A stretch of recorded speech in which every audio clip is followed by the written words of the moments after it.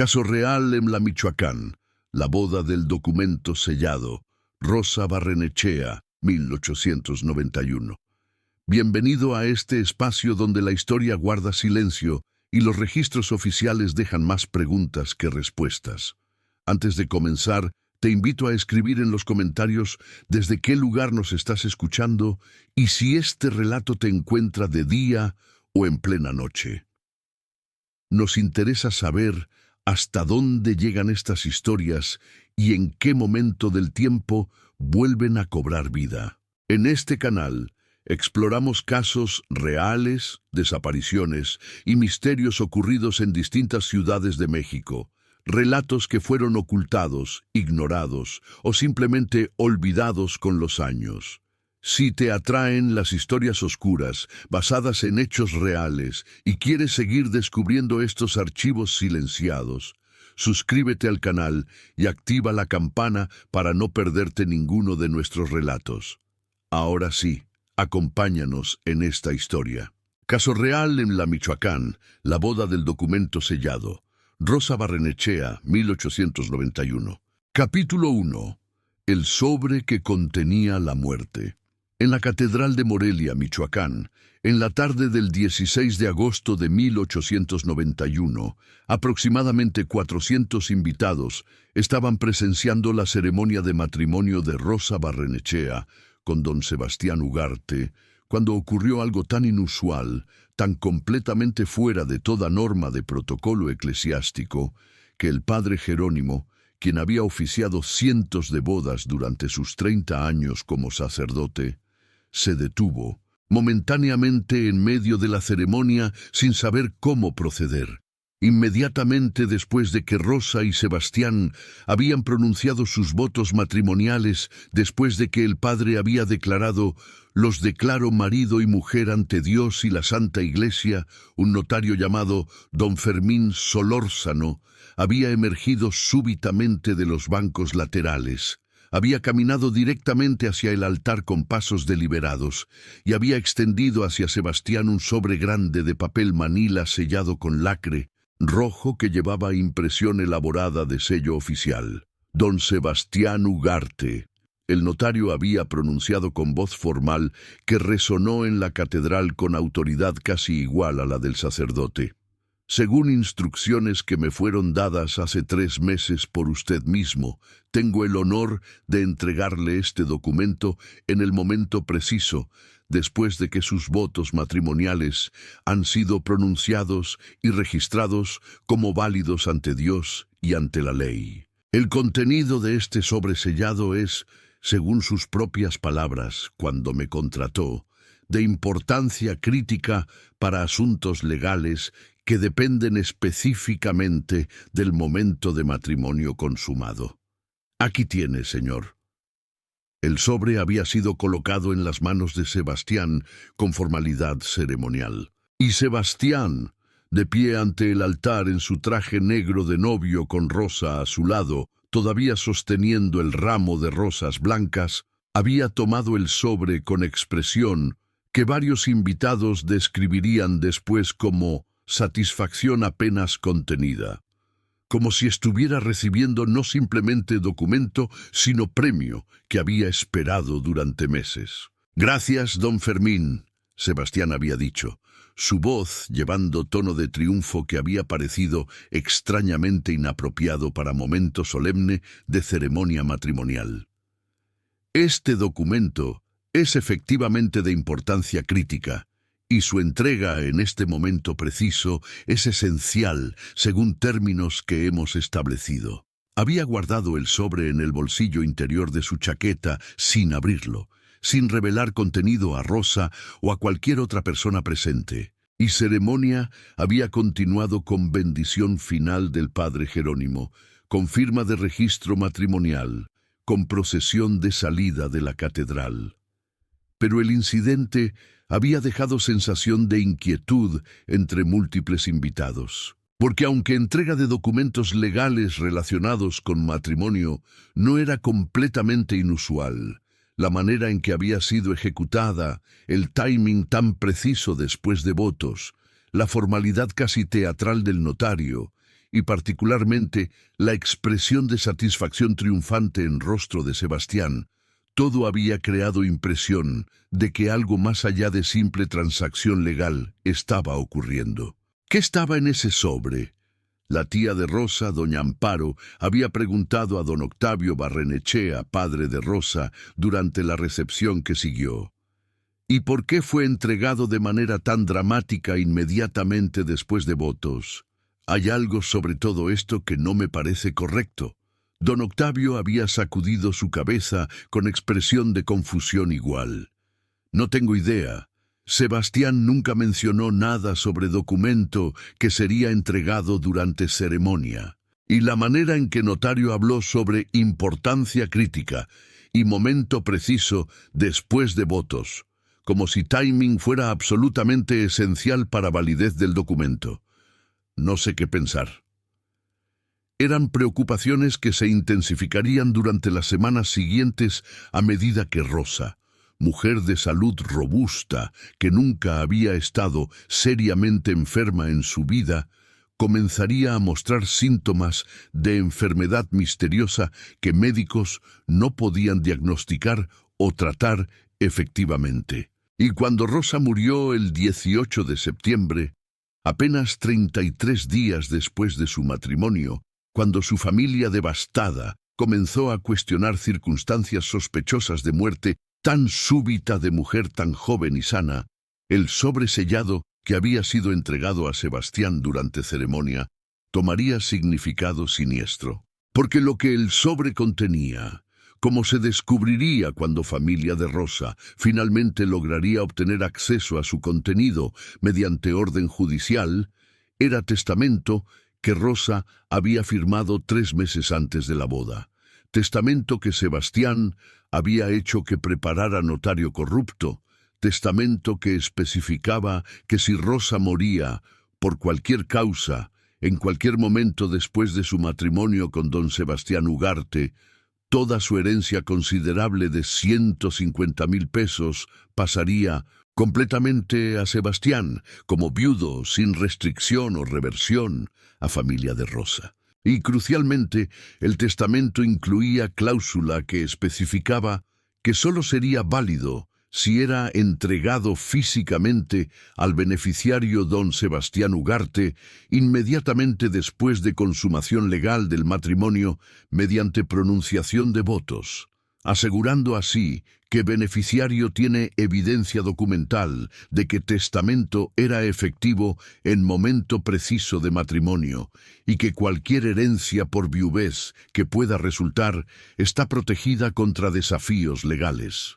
Era lenguaje elaborado, diseñado específicamente para una cosa: asegurar que cuando Sebastián asesinara a Rosa, como había planeado hacer desde el momento en que había concebido cortejo, tendría evidencia irrefutable de que testamento era válido en momento de matrimonio, y que heredaría completamente sin posibilidad de que familia de Rosa pudiera desafiar herencia, argumentando que testamento era inválido o que había sido creado bajo presión. El sobre sellado no era simplemente documento legal. Era evidencia física de premeditación absoluta. Era prueba documental de que Sebastián había planeado viudez de Rosa meses antes de matrimonio. Era confesión escrita de intención de asesinato escondida en lenguaje legal complejo. Esta es la historia de Rosa Barrenechea, quien se casó con hombre que había preparado testamento de ella, especificando herencia por viudez meses antes de matrimonio, quien murió envenenada 33 días después de su boda, y cuya muerte habría permitido que asesino heredara fortuna, si no fuera por el hecho de que el sobre sellado, documento que Sebastián había creído sería su protección legal, se convertiría en evidencia crucial que demostraría su premeditación y lo condenaría. Y es la historia de cómo arrogancia de asesino que insistió en tener evidencia documental de su plan, que no pudo resistir impulso de tener testamento entregado ceremoniosamente durante boda misma, se convertiría en su ruina cuando ese mismo documento sería usado por Fiscalía para demostrar que había planeado muerte de Rosa meses antes de conocerla. Para comprender esta historia completa, debemos comenzar no con el sobre sellado, sino con la ciudad donde ocurrió, con la familia cuya hija sería víctima de plan tan meticulosamente documentado, con el asesino que confundió precaución legal con inteligencia criminal, y con el sistema de testamentos y herencias que creaba incentivos perversos para matrimonio seguido por asesinato. Capítulo 2. Morelia y el capital político de Michoacán. El año de 1891 encontró a la ciudad de Morelia, capital del estado de Michoacán, en periodo de consolidación de poder bajo el Porfiriato. Era ciudad de aproximadamente 40,000 habitantes, centro político y cultural de estado rico en recursos agrícolas y minerales, ciudad de arquitectura colonial magnífica, dominada por su catedral monumental de cantera rosa. Morelia había sido fundada en 1541 como Valladolid. Había sido renombrada en honor del héroe independentista José María Morelos en 1828 y había desarrollado identidad como centro de educación, con Colegio de San Nicolás, donde Miguel Hidalgo había enseñado, y múltiples instituciones educativas prestigiosas. La Catedral de Morelia, donde Rosa se casaría y donde Sobresellado sería entregado, era obra maestra del barroco tardío, construida durante más de un siglo, desde 1660 hasta 1744. Sus dos torres gemelas de 66 metros de altura dominaban plaza principal, y su interior espacioso con bóvedas altas y altares elaborados proporcionaba escenario majestuoso para ceremonias importantes de familias prominentes de ciudad. La economía de Michoacán, en 1891, estaba basada en agricultura diversificada que incluía maíz, trigo y frutas en tierra caliente de la costa, en ganadería extensiva, en explotación forestal de bosques de pino y encino en tierra fría de montañas, y en minería de cobre y oro que había sido revitalizada con inversión extranjera bajo políticas del Porfiriato.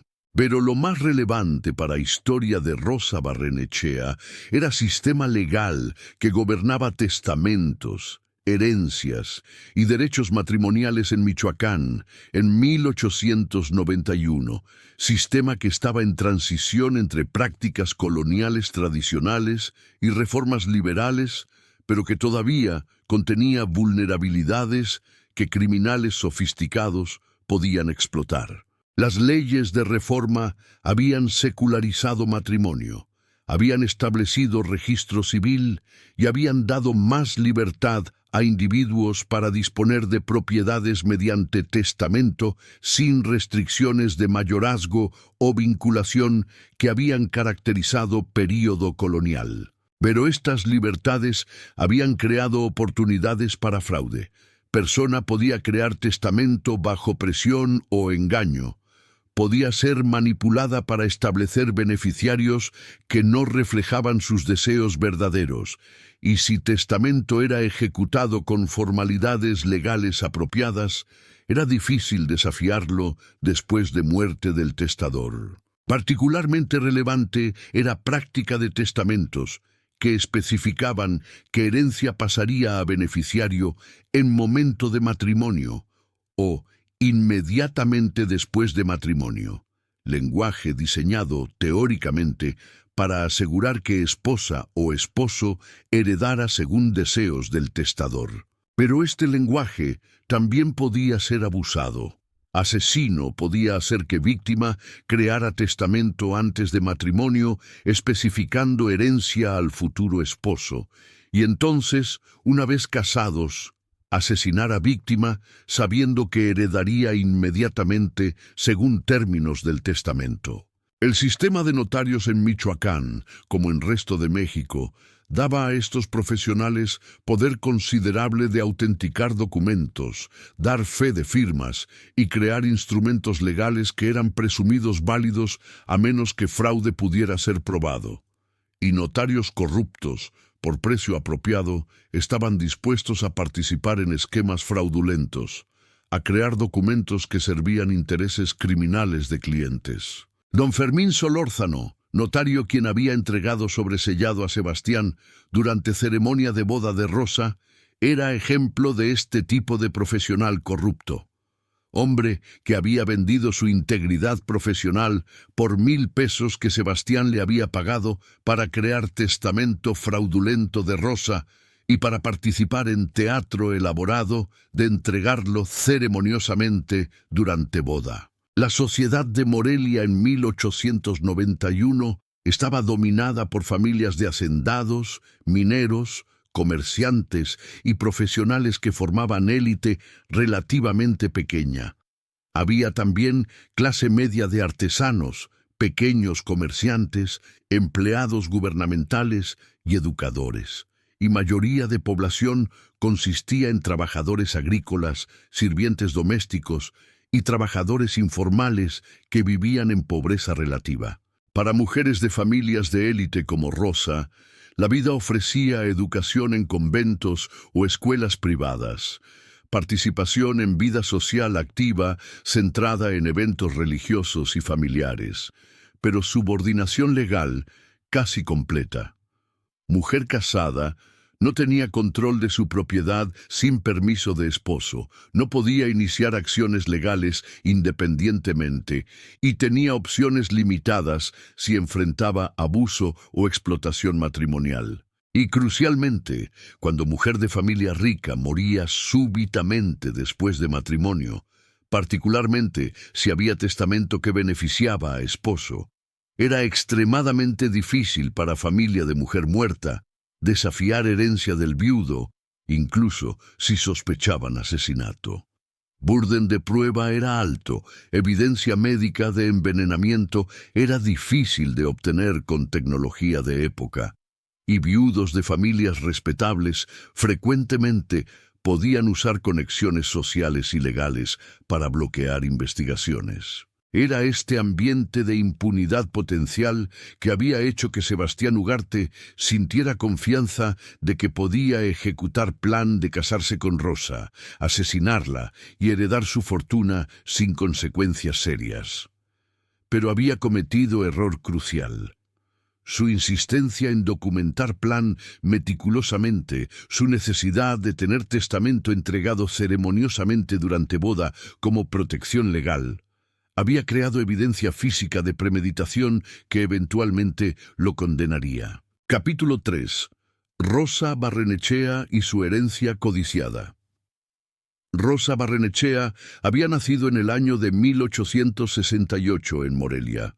Su padre, don Octavio Barrenechea, era propietario de Hacienda La Soledad de 4.000 hectáreas que producía maíz, trigo y ganado, de participaciones en minas de cobre en región de Ario de Rosales y de propiedades urbanas en Morelia. Era hombre de fortuna considerable, estimada en 300.000 pesos. Su madre, doña Gabriela, había muerto durante epidemia de fiebre amarilla en 1880 cuando Rosa tenía 12 años. Esta pérdida había sido devastadora para familia, particularmente porque doña Gabriela había sido mujer excepcional, educada, activa en obras de caridad. Rosa era la menor de 3 hijos.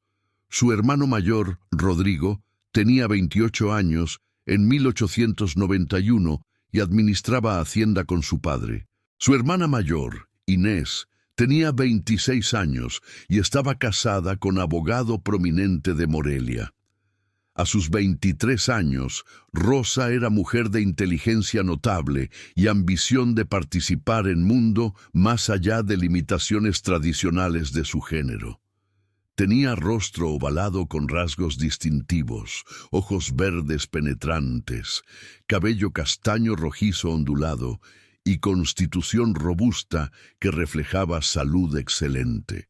Había recibido educación excepcional para mujer de su época. 5 años en Colegio de las Vizcaínas en Ciudad de México, uno de los internados más prestigiosos para mujeres de familias acomodadas, donde había estudiado literatura, historia, francés, música, matemáticas y ciencias naturales. Había regresado a Morelia en 1887 con educación que superaba la de mayoría de hombres de su clase. Lo que más definía a Rosa era su cualidad de independencia intelectual y su frustración con restricciones que sociedad imponía a mujeres. Leía extensivamente, particularmente obras de pensadores liberales y reformadores sociales.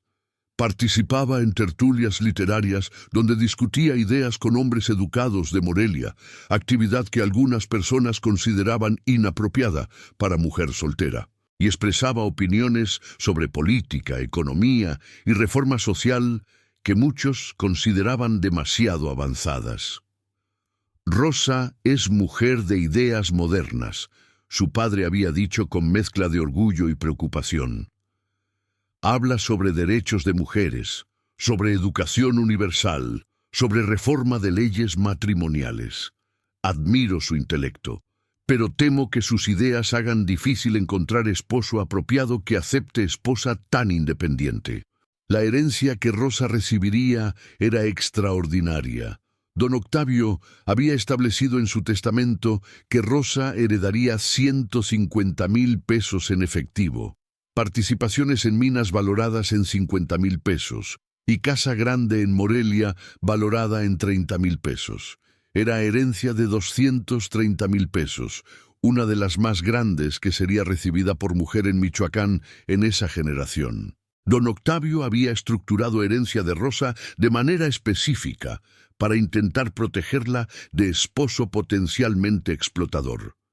Había especificado en su testamento que herencia de Rosa sería administrada mediante fideicomiso durante primeros 5 años de cualquier matrimonio, con Rosa recibiendo rentas, pero sin que esposo pudiera acceder al principal sin consentimiento de fideicomisarios, que serían su hermano Rodrigo y su cuñado abogado. Era protección inusualmente sofisticada para época, reflejo de preocupación de don Octavio sobre vulnerabilidad de su hija.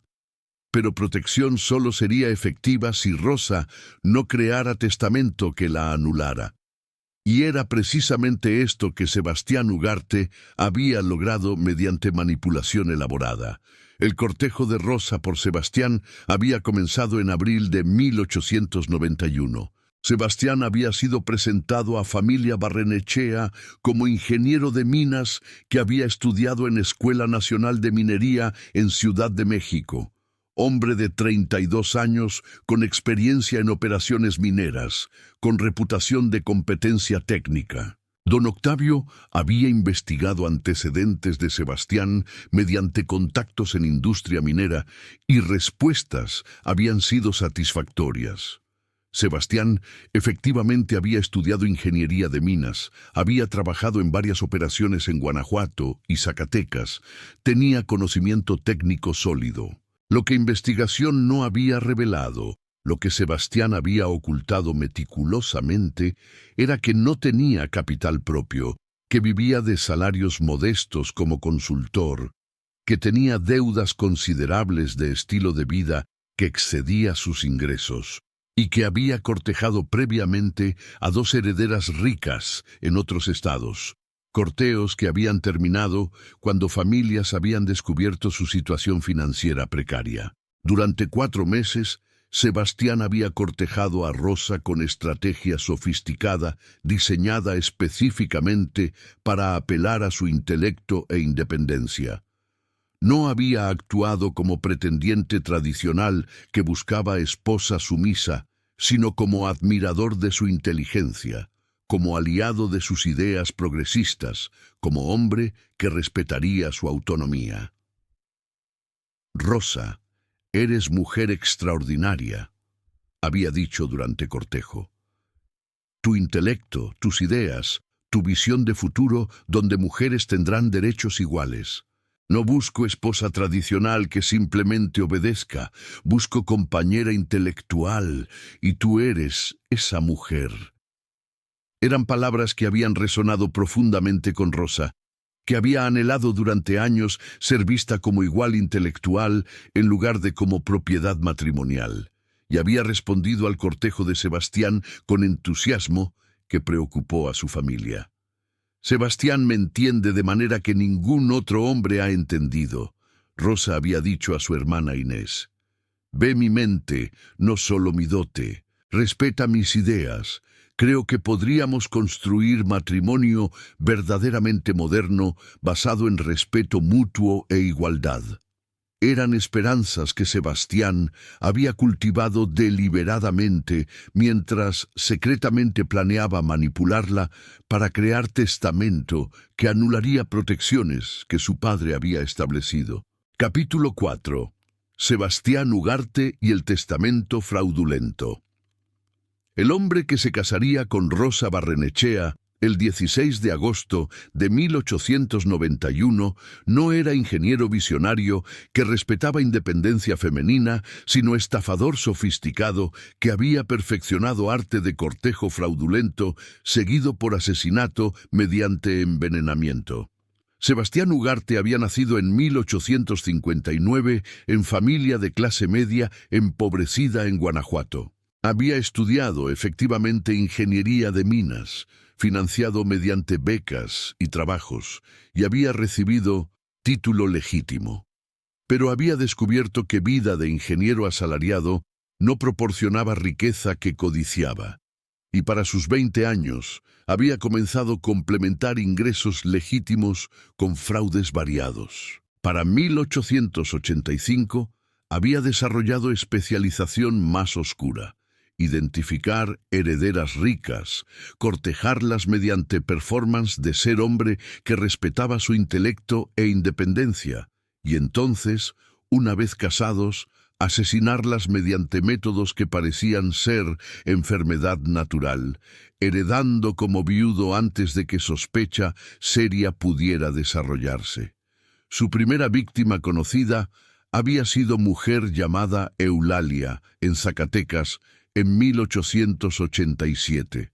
Eulalia había muerto de fiebre tifoidea 3 meses después de matrimonio, y Sebastián había heredado su propiedad moderada antes de desaparecer de Zacatecas con fondos. Su segunda víctima había sido mujer llamada Clemencia en Aguascalientes en 1889. Clemencia había muerto de insuficiencia cardíaca súbita 2 meses después de matrimonio. Esta vez, hermano de Clemencia había sospechado asesinato y había demandado investigación, pero sin evidencia médica concluyente y con Sebastián teniendo coartada sólida, investigación no había resultado en cargos. Para cortejo de Rosa, Sebastián había refinado su método.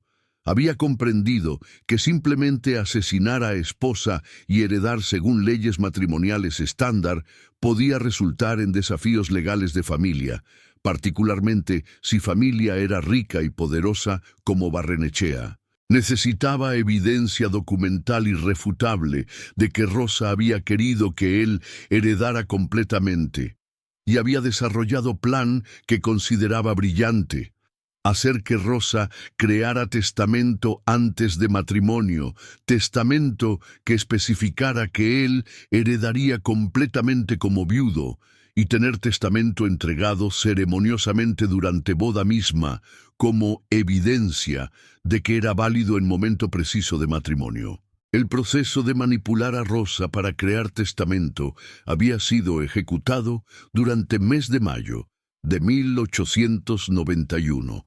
Aproximadamente 2 meses después de que cortejo había comenzado y 3 meses antes de boda planeada. Sebastián había introducido temas sutilmente durante conversación sobre ideas progresistas. Rosa, hablando de reforma de leyes matrimoniales, ¿has pensado sobre proteger tu autonomía incluso dentro de matrimonio? Porque aunque yo respeto completamente tus derechos, ley no lo hace. Una vez casada, técnicamente tu propiedad pasa a mi control. Es injusto. Es completamente injusto. Rosa había concordado con pasión. Las leyes matrimoniales tratan a mujeres como menores perpetuas. Una vez casada, pierdo control legal de mi propia propiedad. Hay manera de proteger tu autonomía. Sebastián había sugerido con tono de estar compartiendo secreto progresista. Podrías crear testamento antes de matrimonio que especifique exactamente cómo tu propiedad debe ser manejada. Y podrías establecer que si algo te ocurriera, tu propiedad pasaría según tus deseos, no según imposiciones legales automáticas. Eso es inteligente, Rosa había dicho. Sería manera de ejercer control incluso sobre situación de mi muerte. Muy moderno. Exactamente, Sebastián había continuado. Y de hecho, como gesto de respeto mutuo, podríamos ambos crear testamentos que reflejen nuestro compromiso de tratarnos como iguales. Yo crearé testamento dejándote mi propiedad si muero primero. Y tú podrías crear testamento dejándome tu propiedad si mueres primera. No porque esperemos morir, sino como símbolos de nuestro compromiso mutuo de respeto e igualdad. Era lógica que había sonado convincente a Rosa en su deseo de encontrar manera de afirmar autonomía dentro del sistema que la negaba.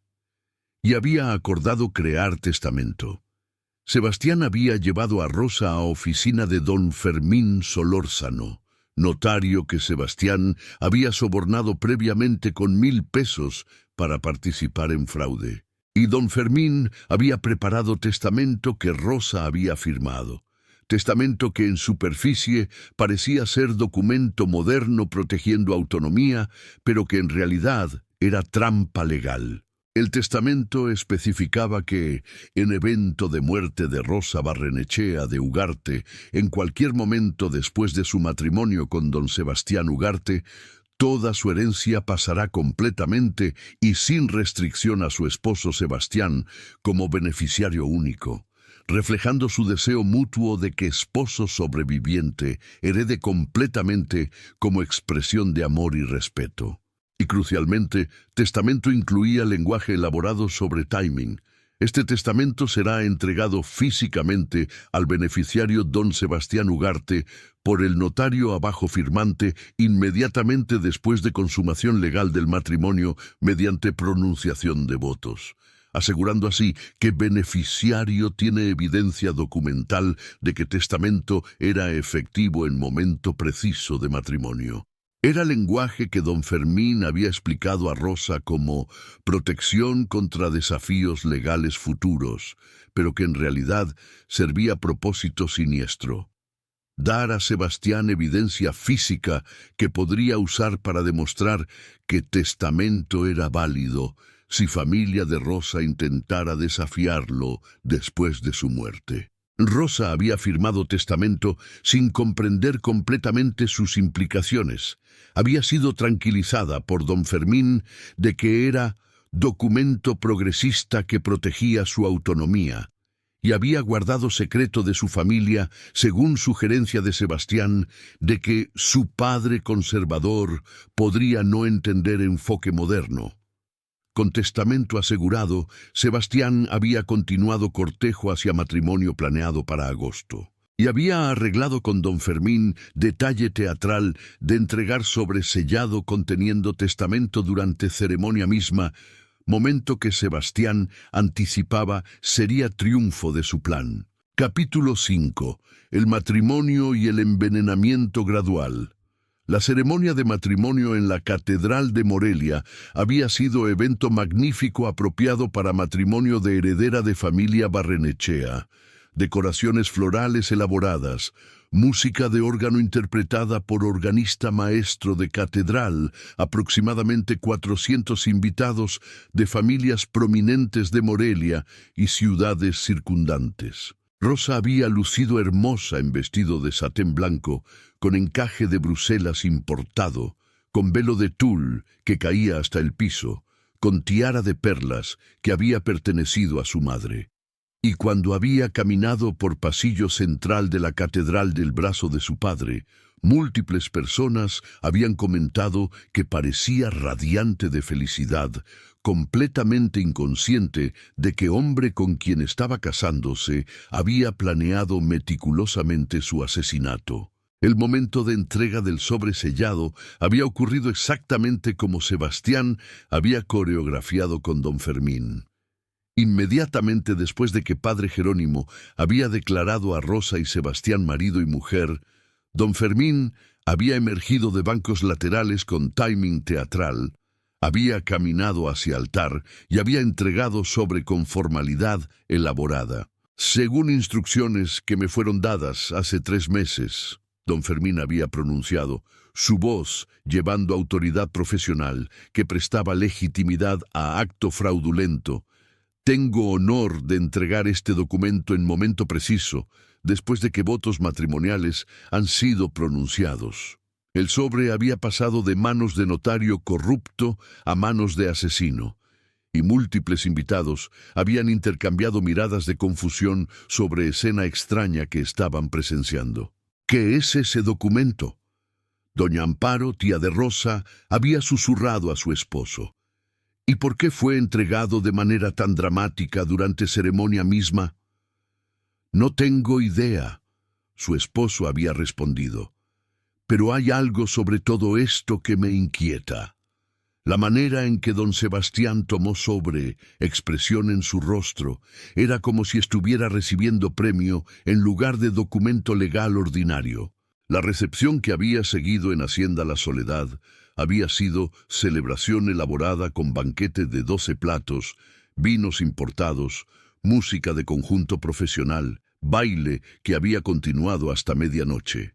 Y durante toda celebración, Sebastián había mantenido sobresellado en bolsillo de su chaqueta, nunca revelando contenido a Rosa o a cualquier otra persona.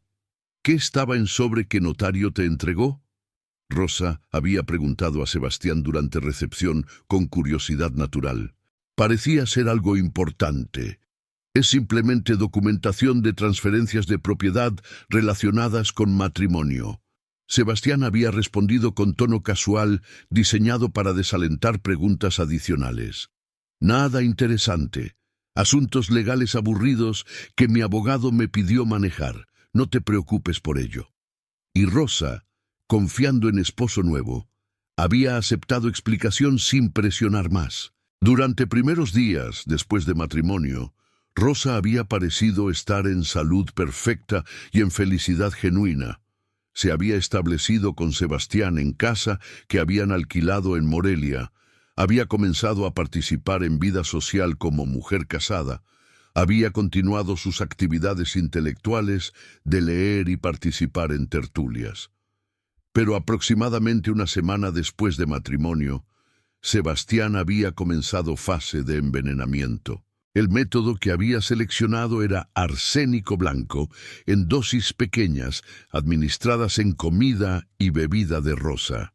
Dosis serían suficientemente pequeñas que no causarían síntomas agudos inmediatos, pero suficientemente consistentes que acumulación durante semanas causaría enfermedad crónica que eventualmente sería fatal. El arsénico había sido obtenido de boticario corrupto que Sebastián había sobornado. Había sido administrado mezclado en chocolate caliente que Sebastián preparaba para Rosa cada mañana, ritual que había establecido como gesto romántico de esposo devoto. «Mi amor, te he preparado chocolate», Sebastián decía cada mañana, trayendo taza a Rosa con sonrisa afectuosa que ocultaba intención asesina. «Bebido mientras todavía está caliente». Y Rosa, sin saber que cada taza contenía veneno que gradualmente acumulaba en su cuerpo, bebía el chocolate con gratitud, por lo que interpretaba como atención cariñosa de esposo. Durante segunda semana de matrimonio, Rosa había comenzado a experimentar síntomas sutiles, fatiga inusual, náusea leve ocasional, dolor de estómago intermitente. Había atribuido esto a ajustes de vida matrimonial y no había buscado atención médica. Durante tercera semana, síntomas habían intensificado. fatiga extrema que hacía difícil realizar actividades normales, náusea frecuente, vómito ocasional, dolor abdominal que se volvía más severo. Rosa había comenzado a preocuparse de que algo estaba mal. «Sebastián, me siento terrible», Rosa había confesado. «Nunca he estado tan enferma. Necesito ver a médico». Sebastián, actuando preocupación apropiada mientras secretamente satisfecho de que Veneno estaba funcionando según plan, había llamado a doctor Patricio Infante. Pero había seleccionado específicamente a este médico porque era viejo, parcialmente retirado, menos capaz de diagnosticar envenenamiento que médicos más jóvenes y actualizados. El doctor había examinado a Rosa y había diagnosticado fiebre intestinal de origen desconocido, diagnóstico vago que era común en época cuando muchas enfermedades gastrointestinales no eran bien comprendidas. Había prescrito reposo, dieta blanda y tónicos que no tenían efecto contra arsénico. Durante cuarta semana de matrimonio, condición de Rosa había continuado deteriorándose rápidamente. Su peso había caído dramáticamente, su piel había desarrollado tinte grisáceo, su cabello había comenzado a caer en cantidades alarmantes, y dolor abdominal se había vuelto tan severo que pasaba horas doblada de agonía. Familia de Rosa, alarmada por reportes de su enfermedad, había venido a visitarla. Y lo que habían visto los había horrorizado. Rosa, mujer que había sido imagen de salud vigorosa apenas un mes antes, ahora estaba reducida a sombra de sí misma, débil, demacrada, claramente muriendo. «¿Qué le está pasando a mi hija?», don Octavio había demandado de doctor Infante. «Era perfectamente sana y ahora está muriendo ante nuestros ojos». «Hay enfermedades que atacan súbitamente». Doctor Infante había respondido con tono defensivo que revelaba su propia incertidumbre. «He visto casos de fiebres intestinales que progresan rápidamente. Estoy haciendo todo lo que puedo». Pero en la madrugada del 18 de septiembre, 33 días después de su matrimonio, Rosa Barrenechea murió rodeada por su familia devastada y por esposo asesino que había logrado exactamente lo que había planeado. Capítulo 6. La autopsia y el descubrimiento del sobre. Inmediatamente después de muerte de Rosa, don Octavio había confrontado a Sebastián con acusación apenas contenida. «Mi hija estaba perfectamente sana hasta que se casó contigo, y ahora está muerta después de apenas un mes de matrimonio. Quiero autopsia y quiero investigación completa». Sebastián había respondido con indignación elaborada. «¿Cómo te atreves a insinuar que tuve algo que ver con muerte de Rosa? Yo la amaba. Estoy devastado. Y en cuanto a autopsia, procede si lo deseas. No tengo nada que ocultar». Era respuesta que había sonado convincente superficialmente. Respuesta de esposo inocente, ofendido por acusación. Pero Sebastián había calculado que autopsia de época, realizada sin sospecha específica de envenenamiento, probablemente no detectaría arsénico, y que muerte sería atribuida a fiebre intestinal, como doctor Infante había diagnosticado. Pero don Octavio, hombre rico con conexiones, no había confiado en médicos locales.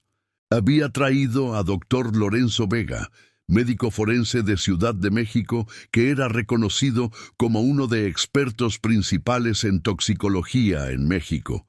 La autopsia fue realizada el 20 de septiembre por doctor Vega, asistido por doctor Infante. Y desde primeros momentos de examen, doctor Vega había identificado señales que doctor Infante había pasado por alto. Lesiones características en estómago e intestinos consistentes con exposición a sustancia cáustica, daño a hígado y riñones indicativo de toxicidad sistémica, y residuos blancos en estómago que sugerían presencia de arsénico. Esta mujer no murió de fiebre intestinal natural. Doctor Vega había declarado con certeza que venía de décadas de experiencia. Murió de envenenamiento por arsénico, administrado durante período de aproximadamente 3 semanas. Y patrón de administración sugiere envenenamiento deliberado en lugar de exposición accidental. Muestras de tejidos de estómago, hígado y riñones fueron enviadas al Laboratorio de Química en Ciudad de México para análisis mediante prueba de Marsh, método estándar de época para detectar arsénico.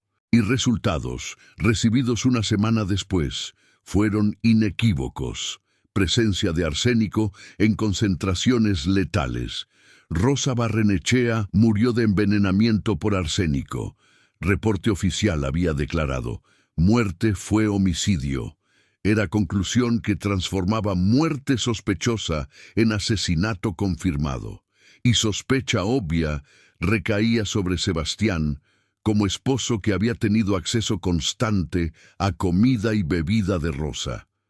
Pero cuando Sebastián fue interrogado, había negado todo con vehemencia. No envenené a Rosa, no tengo motivo, y no tengo conocimiento de arsénico o venenos. Investigadores habían señalado motivo obvio: herencia. Como viudo de Rosa, Sebastián heredaría su propiedad según leyes matrimoniales. Pero Sebastián había argumentado que herencia estaba protegida por fideicomiso que padre de Rosa había establecido, que no tendría acceso directo a fondos. Investiguen fideicomiso. Sebastián había dicho con confianza, que desconcertó a investigadores. Verán que no puedo simplemente tomar dinero de Rosa. Está protegido. No tengo motivo financiero para matarla. Era argumento que había parecido tener mérito. Investigadores habían examinado testamento de don Octavio y habían confirmado que herencia de Rosa estaba estructurada con fideicomiso que limitaba acceso de esposo durante primeros 5 años. Pero entonces don Octavio había recordado detalle crucial: sobresellado que había sido entregado a Sebastián durante ceremonia de matrimonio. Durante boda, notario entregó sobresellado a Sebastián, don Octavio había reportado a investigadores, y manera en que fue entregado, lenguaje que notario usó sobre importancia crítica y momento preciso después de votos, sugería que contenido tenía significado legal específico relacionado con matrimonio. Necesitamos saber qué estaba en ese sobre. Investigadores habían demandado que Sebastián entregara sobre. Y Sebastián, después de hesitación que reveló su reconocimiento de que sobre podría ser problemático, había entregado documento. El contenido había sido revelador y devastador. Testamento de Rosa, firmado 3 meses antes de boda, que especificaba que Sebastián heredaría toda su herencia completamente si ella moría en cualquier momento después de matrimonio. Y crucialmente, lenguaje del testamento sobre entrega en momento preciso después de votos, demostraba que Sebastián había planeado meticulosamente obtener este testamento antes de matrimonio. Este testamento fue creado 3 meses antes de matrimonio, fiscal había señalado. 3 meses antes de matrimonio, Sebastián ya estaba planificando muerte de Rosa, ya estaba asegurando que heredaría si ella moría. Este documento es evidencia de premeditación absoluta. Y cuando don Fermín Solórzano, notario quien había preparado testamento y quien lo había entregado durante ceremonia, fue interrogado, había confesado bajo presión que Sebastián le había pagado 1,000 pesos para crear testamento fraudulento y para participar en teatro de entregarlo ceremoniosamente. Sebastián me dijo exactamente qué lenguaje incluir. Don Fermín había testificado. Me dijo que necesitaba testamento que asegurara que heredaría si Rosa moría, y que necesitaba ser entregado durante boda como evidencia de que era válido. Me pagó 1,000 pesos. Sabía que algo no estaba bien, pero acepté dinero. Sebastián Ugarte fue arrestado el 30 de septiembre de 1891, acusado de homicidio premeditado mediante envenenamiento. Capítulo 7. El juicio del documento sellado. El juicio de Sebastián Ugarte comenzó en enero de 1892 en Morelia, y fue sensación que dominó atención de ciudad durante semanas. Era caso que combinaba elementos que fascinaban: heredera educada envenenada por esposo, sobresellado entregado ceremoniosamente durante boda, que contenía evidencia de premeditación, y red de corrupción que incluía notario y boticario. La evidencia presentada fue extensa. Dr. Vega testificó sobre autopsia, sobre hallazgos que confirmaban envenenamiento por arsénico. Químicos testificaron sobre análisis de tejidos que demostraban presencia de arsénico en niveles letales. Pero testimonio más dramático vino del sobresellado mismo y del testamento que contenía. Fiscal había presentado documento ante jurado, había leído lenguaje elaborado sobre herencia por viudez, sobre entrega en momento preciso después de votos. Este documento fue creado 3 meses antes de matrimonio. Fiscal había argumentado con voz que resonaba en sala de tribunal. 3 meses antes de matrimonio, acusado ya estaba planificando muerte de Rosa Barrenechea. Ya estaba asegurando mediante documento legal fraudulento que heredaría completamente si ella moría. Este sobresellado, entregado tan ceremoniosamente durante boda, no era simplemente documento legal. Era confesión escrita de intención de asesinato. Observen lenguaje específico. Fiscal había continuado, sosteniendo documento para que jurado pudiera ver. En evento de muerte de Rosa en cualquier momento después de matrimonio. No dice en futuro distante, no dice después de vida larga juntos, dice en cualquier momento, porque acusado sabía que cualquier momento sería apenas semanas después de boda. Y observen esta cláusula sobre entrega durante ceremonia misma. Porque acusado insistió que documento fuera entregado inmediatamente después de votos, porque quería tener evidencia física en sus manos en momento preciso que matrimonio se volvía legal, porque planeaba usar este documento para probar que tenía derecho a heredar cuando asesinara a Rosa.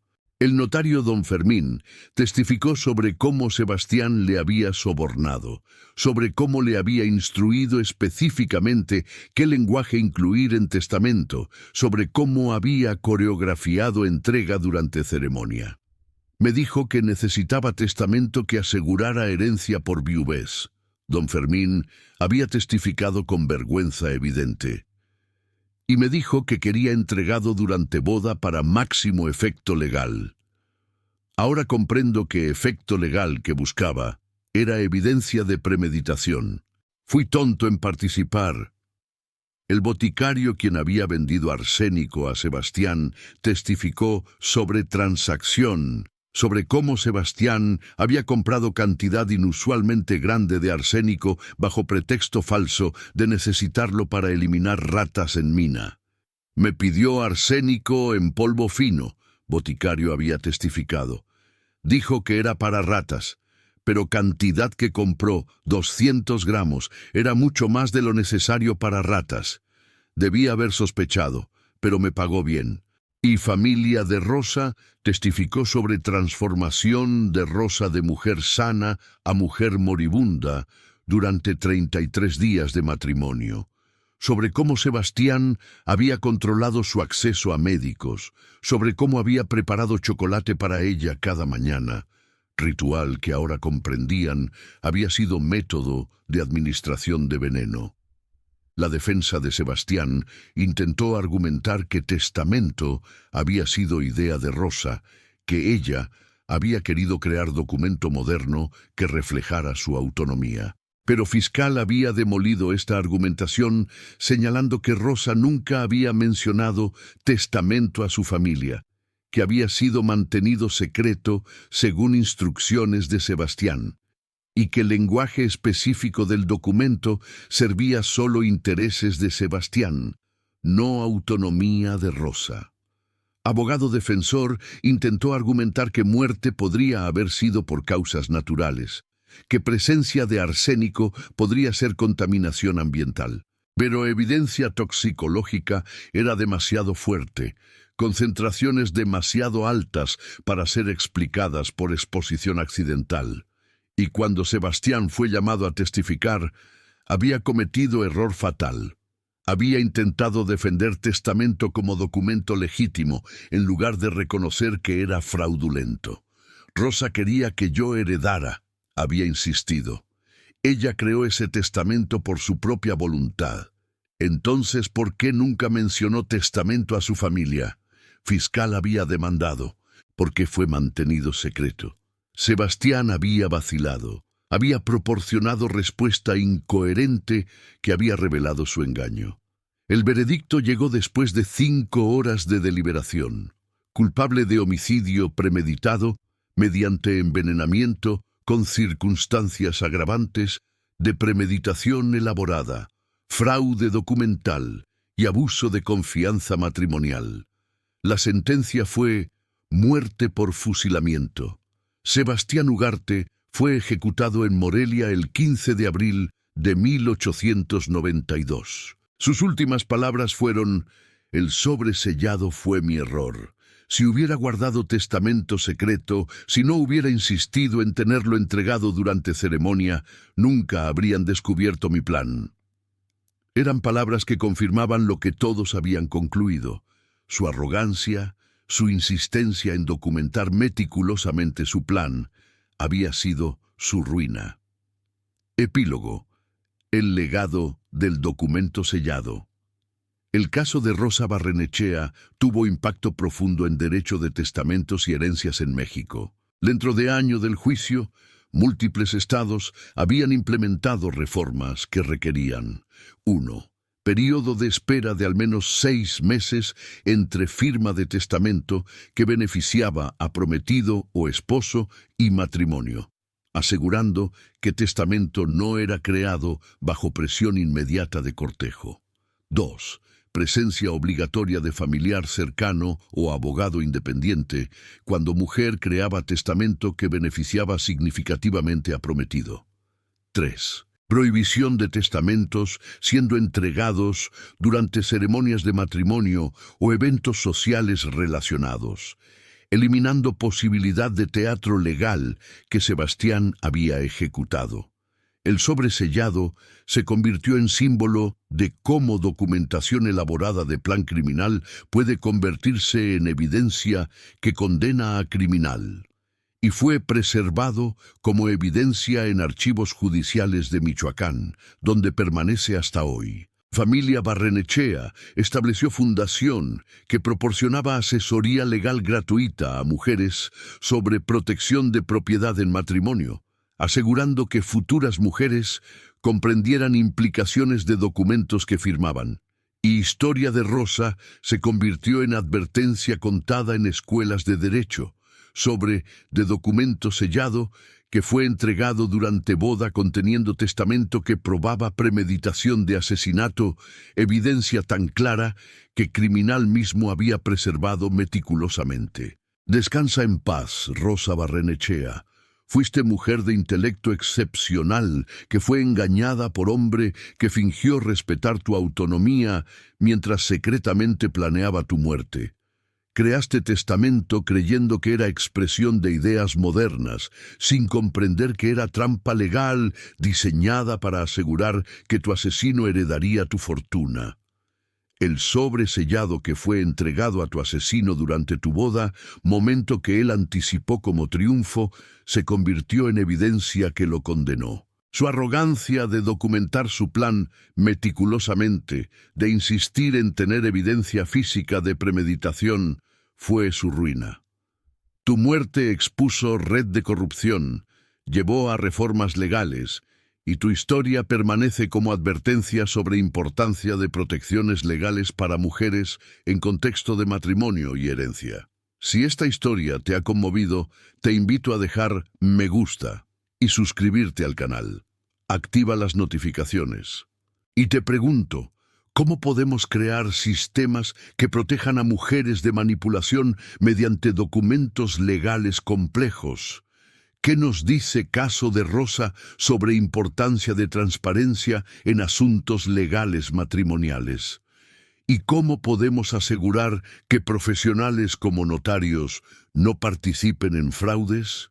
Comparte tus pensamientos. Gracias por escuchar la historia del documento sellado de sobreentregado ceremoniosamente durante boda que contenía evidencia de premeditación de asesinato, documento que asesino creó como protección legal, pero que se convirtió en su condena. Que memoria de Rosa nos enseñe vigilancia sobre documentos legales, importancia de reformas que protejan a vulnerables y reconocimiento de que arrogancia criminal frecuentemente crea evidencia que condena. Hasta el próximo caso.